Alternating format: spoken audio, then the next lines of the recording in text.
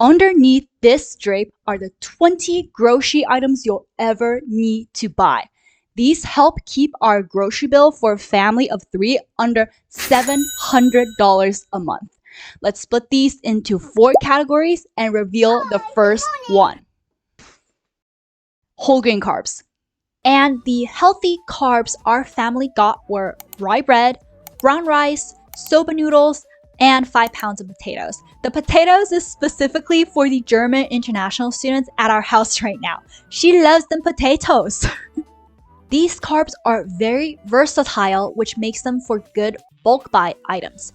And as for brown rice, I know some people are gonna be like, oh my god, they're so hard, they taste like freaking pebbles, but there's a trick to making them soft and fluffy, okay? So first, what you gotta understand is that brown rice tastes like pebbles because they have an outer shell. So what you wanna do is to soak the rice overnight. Also, brown rice tend to be very bland, so if you want to make it tastier, you can add a savory element to it. A trick my mom loved to use is to use some of the leftover sauce and oil from meat dishes, like braised pork or yenjuji chicken. You know, like that jello thingy that wiggles around? Yeah, dump that shit into the brown rice when you cook it. Oh my god, it instantly makes everything taste so good, trust me. As for the rye bread, a tip for everyone is to sprinkle some water on it and microwave it for about 30 seconds. Because if you don't, I promise it'll taste harder than the driest brown rice you have ever had. It's so dry that it makes you think like, wow, this is what sailors felt like when they one-pieced their way to the Americas in the 1400s. I'm not kidding. And speaking of European sailors and their many sufferings, they also got scurvy to deal with. Fun!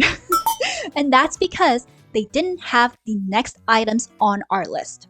Fresh fruits and vegetables. Our household is pretty stable with the fruits that we get because we try and find fruits that we can even buy during off-season, like during the winter. And we love to get 5 pounds of apples, like Ambrosia, Gala, or Granny Smith. A tip when buying fruits is to try and look for generic brands. In Canada, stores like No Frill offer these like no-name fruits, which are usually $1 or $2 cheaper per 5 pounds than brand names. I'm able to keep my lunch cost under $2 by having an apple and another ingredient that I'll go over in just a bit in the protein section. I have this lunch every day before work, and I also find that it decreases decision fatigue because it reduces one less decision I have to make during the workday. I love it when I can find these systems that I can put on autopilot without worrying if it'll affect my health. The next part of our Eat Well plate is veggies. And just a heads up that this portion is probably one that changes the most throughout the different weeks because we don't really know what kind of veggies we'll be getting because, I don't know, we walk into the store and see what is fresh and get those ones. And this is what we got during that particular week. Broccoli, bok choy, Shanghai bok choy, celery, napa cabbage, green daikon, tomato, mushrooms, and cauliflower. I don't know about anyone else, but veggies are the most time-consuming and stressful part of a meal plan. Because with the recommendation from the Eat Well plate, we gotta fill up the plate half of it with vegetables. That's a lot to prep. And if you don't want to solely stuff your face with Shanghai bok choy and turn green in the process, you gotta plan for variety as well. So I'll give you a couple of tips to help you out in that process. Of the list of 9 vegetables listed above, broccoli, celery, cabbage, green daikon, tomato, and cauliflowers, these ones can be made in batches, frozen and reheated for later. This means that you could make some sauteed tomato with cauliflower and bacon for 3 or 4 nights on the weekend and have them over the course of a week. Also, with this video, I try to incorporate as many actionable tips as possible, as well as the grocery list, because I feel like if I don't, it's like giving you guys a bunch of IKEA furniture with no manual. I don't want you guys to be lost. It's like, what am I going to do with this furniture pieces, huh? So if you guys found this helpful, make sure to subscribe for more. Another batch cooking tip that Brad Barrett uses to keep his food bill under $2 per person per meal is to cook one-pot meals. And the one pot meal that we made during this week with the groceries is kimchi stew. Hit the like button if you also have a slight addiction to kimchi stew. But hey, it's better than crack, right? But anyway, we used napa cabbage, green daikon, a little bit of celery, and pork belly for our stew. And Choose Sci-Fi has also shared many recipe ideas that cost less than $2 per person per meal. So if you want more inspiration, you can go check out the recipe sections on their website.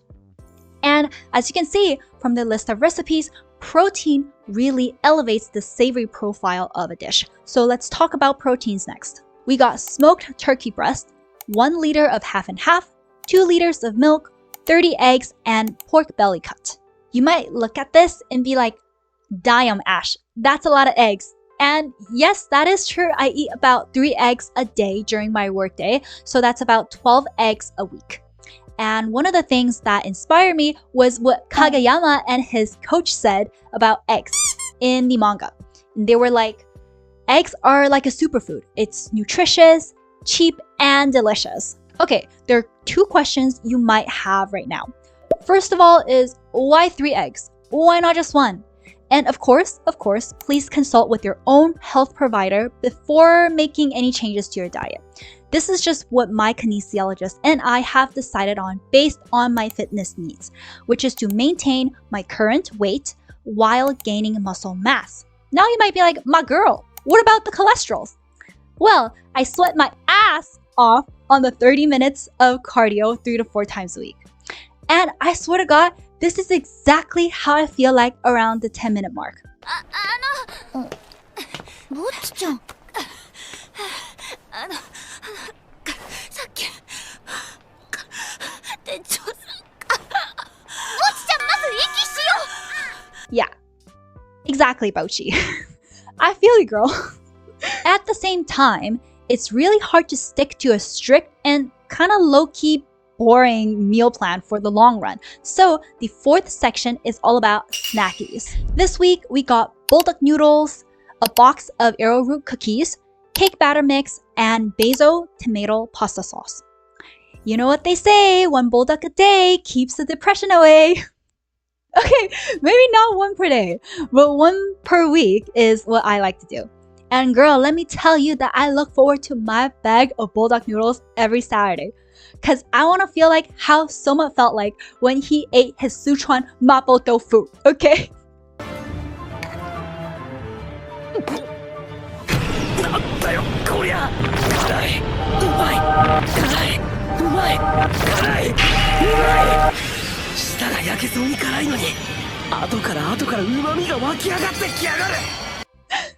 Yep, that's me.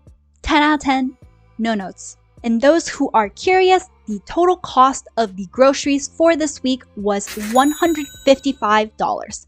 If you want to learn more about saving money and budgeting, check out this video where I talk about the 10 frugal tips that helps me save $22,000 a year. And I'll see you over there.